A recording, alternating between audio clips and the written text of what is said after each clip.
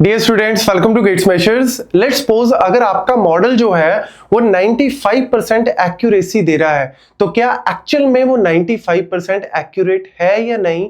तो इस चीज का आंसर हमें पता लगता है कंफ्यूजन मैट्रिक्स से, क्योंकि confusion matrix accuracy, precision, sensitivity, सारी चीजों के ऊपर जो है वो मॉडल को पहले चेक करती है और फिर उसके बेसिस पे आंसर देती है। तो यहां पे आज की इस वीडियो में नाम तो है इसका कंफ्यूजन मैट्रिक्स, लेकिन जो भी कंफ्यूजन होगी वो इस वीडियो के बाद नहीं रहेगी। क्यों? क्योंकि मैं विद रियल लाइफ एग्जांपल आपको सारी कहानी एक्सप्लेन करने जा रहा हूं। तो फटाफट से यहां पे देख लो। सबसे पहले कंफ्यूजन मैट्रिक्स हम लोग यहां पे बाइनरी क्लासिफिकेशन के केस में यूज कर रहे हैं, जहां पे हमारे पास या तो जैसे हम स्पैम है या स्पैम नहीं है। मैं एग्जांपल यहां पे लेके चल रहा हूं कोरोना वाला, कोविड वाला एग्जांपल लेके चल रहा हूं कि यहां पे सबसे पहले देख लो जी, ये मेरी मैट्रिक्स में क्या क्या चीजें यहां पे होती हैं। तो सबसे पहले यहां पे होता है actual positive, actual negative, predictive positive, predictive negative. तो यहां पे दो चीजें हैं, एक्चुअल क्या है आंसर और प्रिडिक्शन क्या आ रही है। मतलब कि एक्चुअल में बंदा बीमार है या नहीं, और क्या मेरे मॉडल ने प्रिडिक्ट किया है कि यस वो बंदा बीमार है या नहीं है। तो ये एक्चुअल में कहानी है। तो यहां पे कोविड वाले एग्जांपल से स्टार्ट करते हैं, कोरोना पॉजिटिव, कोरोना नेगेटिव। तो लो जी, सबसे पहले लेट्स सपोज अगर मैं बोलूं कि हाँ वाकई में कोरोना पॉजिटिव है बंदा, और जब हमने प्रिडिक्शन में चेक किया तो वहां पे भी क्या आ रहा है, कोरोना पॉजिटिव है। तो यानी इसको बोला जाता है ट्रू पॉजिटिव। क्या बोला जाता है?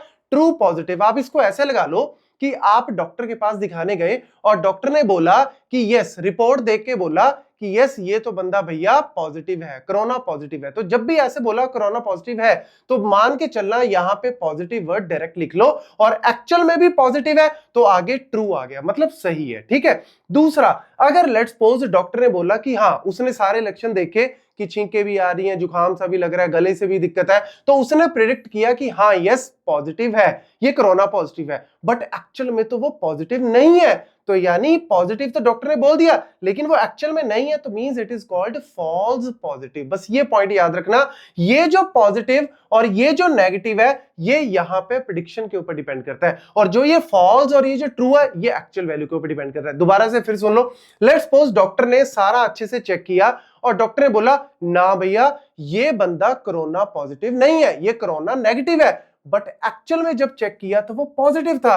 तो डॉक्टर ने तो बोल दिया ये नेगेटिव है, लेकिन जब एक्चुअल में चेक किया तो वो तो पॉजिटिव निकला, यानी क्या हो गया, ये फॉल्स हो गया। और ऐसे ही डॉक्टर ने बोला कि ना भैया मैंने अच्छे से चेक कर लिया, बिल्कुल ठीक है जी, ये बंदा नेगेटिव है, ये कोरोना नेगेटिव है, तो ठीक है जी हमने नेगेटिव लिख दिया। लेकिन एक्चुअल में जब चेक किया तो एक्चुअल डेटा बोल रहा है नेगेटिव, कि हाँ भैया वो नहीं है। तो यानी दोनों के आंसर मेरे ट्रू हो गए, नेगेटिव नेगेटिव मेरा ऑब्वियसली ट्रू हो गया। तो ये पॉइंट हमेशा याद रखना। इसको आप ऐसे भी बोल सकते हो कि लेट्स सपोज सिक बंदा है और प्रिडिक्ट हुआ सिक, तो ये वाली बात कर रहा है, मतलब सिक बंदा है और प्रिडिक्शन भी सिक हुई, तो बिल्कुल सही बात है। देन सिक बंदा है लेकिन प्रिडिक्शन क्या हुई, हेल्दी हुई। तो कहने का मतलब क्या है कि बंदा तो एक्चुअल में सिक है लेकिन प्रिडिक्शन क्या हुई कि वो नेगेटिव है, मतलब एक तरह से वो हेल्दी है, तो ये वाला। देन हेल्दी बंदा है, मतलब मेरा एक्चुअल में क्या है, नेगेटिव, मतलब हेल्दी बंदा हो गया लेकिन मेरी प्रिडिक्शन क्या हुई, वो सिक है। और लास्ट केस मेरा क्या है, बंदा हेल्दी है और प्रिडिक्शन भी क्या हुई, हेल्दी, मतलब ये वाले केस की बात कर रहे हैं। बस ये पॉइंट याद रखना, क्योंकि एक्चुअल में कंफ्यूजन मैट्रिक्स इन्हीं चारों पॉइंट से रिलेटेड है। इसके ऊपर अब हम करते हैं न्यूमेरिकल। चलो एग्जाम्पल को समझते हैं। तो एग्जाम्पल में हमारे पास जो है वो ऐसे लगाओ कि टोटल हमारे पास 1000 लोगों का सैंपल है और उसमें से 100 एक्चुअल में क्या है, पॉजिटिव है। एक्चुअल में क्या है, पॉजिटिव है कोरोना, और 900 एक्चुअल में क्या है, नेगेटिव है। तो ये मेरे पास एक्चुअल का डेटा जो है वो है। अब यहां पे मेरे पास क्या कर रहे हैं, प्रिडिक्टिव पॉजिटिव, प्रिडिक्टिव नेगेटिव। तो ये मेरे पास इस तरीके से है कि भैया प्रिडिक्शन मेरे पास कितनी हुई और एक्चुअल कितने थे। प्रिडिक्शन मेरे पास नेगेटिव हुई लेकिन एक्चुअल में कितने थे, और यहां पे प्रिडिक्शन मेरे पास पॉजिटिव हुई लेकिन वो फॉल्स हुआ, और यहां पे प्रिडिक्शन मेरे पास नेगेटिव हुई और एक्चुअल में भी वो नेगेटिव थे। तो ये डेटा मेरा इस तरीके से दिया हुआ है। अब सबसे पहले अगर मुझे एक्यूरेसी को कैलकुलेट करना है, मतलब मेरा मॉडल जो है वो कितना एक्यूरेट है, ये किसके ऊपर डिपेंड करेगा, मेरा टोटल स्पेस कितना है, मेरा टोटल सैंपल स्पेस कितना है 1000 का, तो वो मेरा नीचे आ जाएगा। और ऊपर मेरे मॉडल ने, देखो ध्यान से, मेरे मॉडल ने कहां पे सही आंसर दिया, डायगोनली। मेरे मॉडल ने कहां पे सही आंसर दिया, डायगोनली, मतलब कि प्रिडिक्ट किया पॉजिटिव और एक्चुअल में भी पॉजिटिव। प्रिडिक्ट किया नेगेटिव और एक्चुअल में भी नेगेटिव, तो ये दो केसेस हैं, इन दोनों को टोटल कर दो, डिवाइड बाय 1000 कर दो, आपका आंसर आ जाएगा।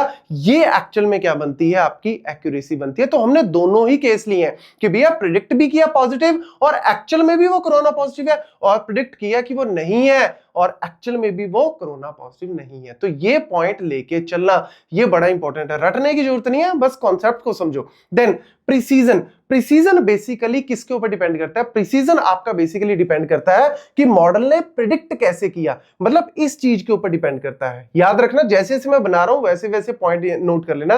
प्रिडिक्टिव पॉजिटिव मतलब कहने का मतलब ये है कि मेरा टोटल जो है वो उसने कितना कोरोना पॉजिटिव प्रिडिक्ट किया, प्रिडिक्ट कितना किया, हम सिर्फ प्रिडिक्शन की बात करते हैं प्रिसीजन में।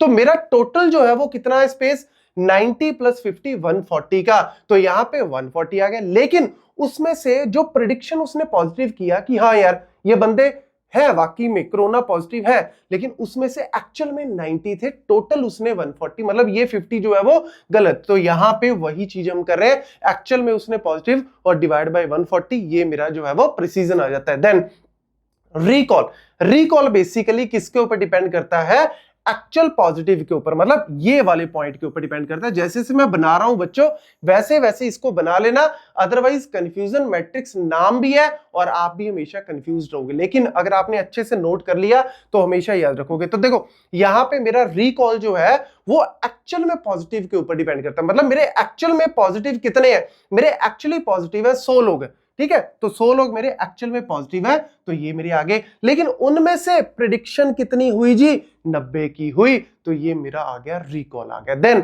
उसके बाद मेरी स्पेसिफिसिटी, स्पेसिफिसिटी बेसिकली आ जाती है एक्चुअल नेगेटिव के ऊपर, मेरे एक्चुअली नेगेटिव बंदे कितने हैं, मतलब एक्चुअल में जिनको कोरोना नहीं है नेगेटिव कितने हैं जी, एक्चुअल में 900 लोग हैं, तो 900 मैंने नीचे ले लिया। लेकिन उनमें से मेरा यहां पे सही आंसर, सही आंसर मतलब कि जहां पे प्रिडिक्शन भी आया कि वो नहीं है और एक्चुअल में भी वो कोरोना नहीं है, तो वो कितने हैं जी 850, तो 850 डिवाइड बाय 900 94.4 एक्चुअल में मेरी स्पेसिफिसिटी आ गई। और लास्ट में मेरा F1 score, F1 score basically दोनों चीजों के ऊपर डिपेंड करता है, प्रिसीजन एंड रिकॉल, मतलब इन दोनों का बैलेंस बताता है, क्योंकि प्रिसीजन बेसिकली जो है वो आपका प्रेडिक्शन के ऊपर आ जाता है और जो आपका रिकॉल है वो एक्चुअल डेटा के ऊपर काम करता है। तो इसलिए इन दोनों का बैलेंस बना देता है। इन दोनों का बैलेंस बनाने का फॉर्मूला क्या है, precision into scale multiply by 2 divide by precision plus recall, तो जब आप करोगे 75% आता है, मतलब ये काफी अच्छा बैलेंस्ड आंसर आपको दे रहा है।